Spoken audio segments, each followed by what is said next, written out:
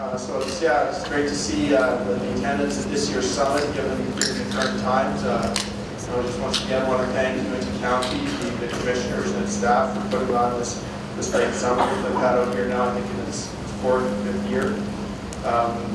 We'll have a presentation up shortly.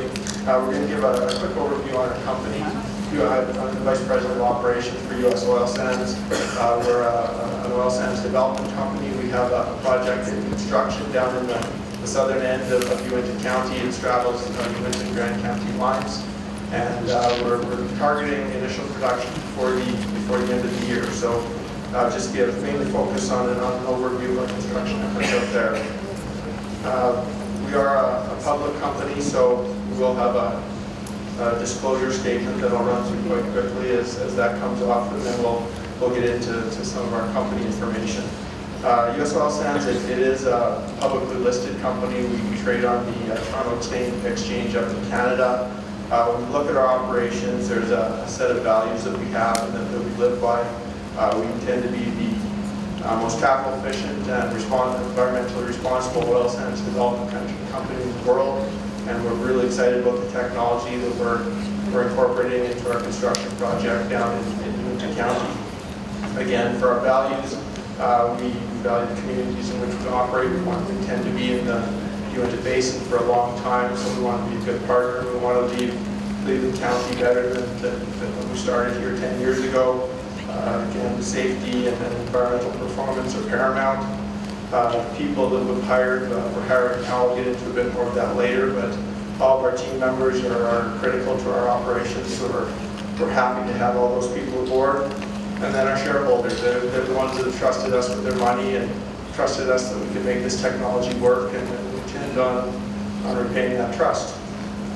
The process itself, so oil sands, there's typically two ways that you produce oil sands. There's either surface mining or in situ processes where you typically pump steam or heat the formation in other ways to then conventionally pump oil to the surface. We're a mineable oil sands company, so we target deposits that are near surface where it's economic to mine them. And what we've done, oil sands have been produced since the late 60s up in Alberta. We've had a number of companies producing them, and production of bitumen is now over 2 million barrels a day coming out of Alberta. So we want to establish another location where our bitumen is produced, and we've chosen Utah. So the difference between what we do and what the existing operators do is that we use a naturally occurring solvent that we mix with the oil sand and warm water to separate the bitumen from the sands, and then that leaves us with clean processed solids that we can put back at the mine site and a product that's then ready for sale into refineries. And by using this process, we can reclaim our water right away, and it allows us to minimize the footprint that we need. We can start to take those processed solids and put them back in our mine areas and start to reclaim them rather than leaving these big mine pits and liquid tailings ponds that last for decades that have been done up in Alberta. We get into the project itself. So what we've done, we're building a 2,000 barrel a day facility, as I said, down here at a place called PR Springs. So that's where our construction is ongoing. The construction is, as I say, going right now. Conventional mining approach. All the permits are in place. The company itself, we've acquired about 32,000 acres of leases. They're all on state land down in the southern part of UINTA County. So the royalties and the taxes that we pay do go to the direct benefit of the state of Utah, which we feel is important and gives a lot of benefit back to the state. If we start looking at the photos that are up now, you can see some of the construction activities that are ongoing right now. The picture on the left is, you can see some of our earlier construction when the pipe rack's going in, and we've got cranes moving some of the other equipment. We've got a broader view, or a lot more distant view of the mine site, or the processing site, pardon me. It's about a 26-acre facility that we're constructing down there for all the processing equipment that we're putting in.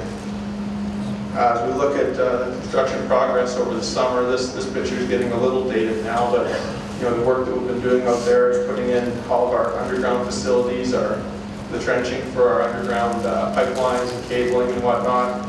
The water and gas tie-ins, we drilled water wells out there to supply the water we need.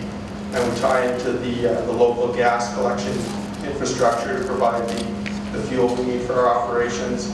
Structural steels going in, obviously. We can see the equipment on site there. In the foreground, there's the mixing drum that we use to mix the warm water, solvent, and oil sands together to begin the separation process. And then in the back on the right-hand side, we have our PSV vessels, or separation vessels that allow us to separate the coarse solids from the dilute hydrocarbon once the solvent's been mixed into the bitumen. Some of the recent additions out there, we've got our electrical control house on site and set now, so that's going to allow us to run all of our wiring and additional equipment is now on site. So giving more of a view of what it will look like when it's complete. This is a 3D model of the facility that we've generated from our engineering work on the project. At the bottom of the screen, you have your ore stockpiles that gets fed into our ore conditioning equipment that's sort of on the bottom left. The ore goes through crushers and whatnot to make sure it's reduced to an appropriate size for processing. Then goes a little to the right into that mixing drum that we saw on the previous slide. We mix the water and solvent in with those. And in the center of the facility is our extraction section, where, as I say, we separate the hydrocarbon from the sand and start to separate the hydrocarbons from the water and whatnot. At the top in the middle is the distillation and water recovery sections. We reuse about 95% of our water and over 98% of our solvent, so the recovery of those is quite good. It's very good, and it has to be. On the left-hand side, processed solid stockpile. So as I've said, once we're done extracting the oil from these solids, they've been tested, they're very clean, they go back out to the mine site. We rebuild our depleted mine areas and we can start our reclamation right away. And then on the right-hand side, you see some of our product storage tanks, solvent storage tanks, water, and so forth. As we get into the construction schedule, we're focused here mainly on 2014 and 2015. U.S. Oil Sands, it was originally known as Earth Energy Resources, but we've been down to the basin for over 10 years now. We started a pilot facility down here in 2005 when we did some initial production, acquired lands over that 10-year time frame, done a lot of the resource development work to show what's out there and what we think we can target. And then in the past 2-3 years, we've been doing the project development. So last year we focused a lot on the initial site construction, the preparation, removal of topsoil, overburden, and whatnot. This year, obviously, the focus has been on the construction.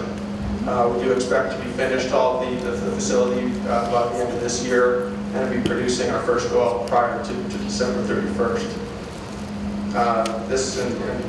One of the parts that we're going to see here is, concurrently with that, we've got our mine opening activities taking place. So again, starting to build our haul roads, open up the first pit where we're going to extract the oil sands, and as part of that, we're holding our stockpiling our topsoil, but planting that with black grasses and whatnot to make sure that it's maintained, and that will be stored till the end of the project. As we look at the contribution of the project to the state of Utah, we've focused on, I guess, two areas, both the initial 2,000 barrel a day project that we're building now and our 10,000 barrel a day project that you can see commencing once we've proved out that this is technically feasible. We've put together a table that shows some of our employment, our expenditures, our ongoing royalties and tax payments. I guess I'd note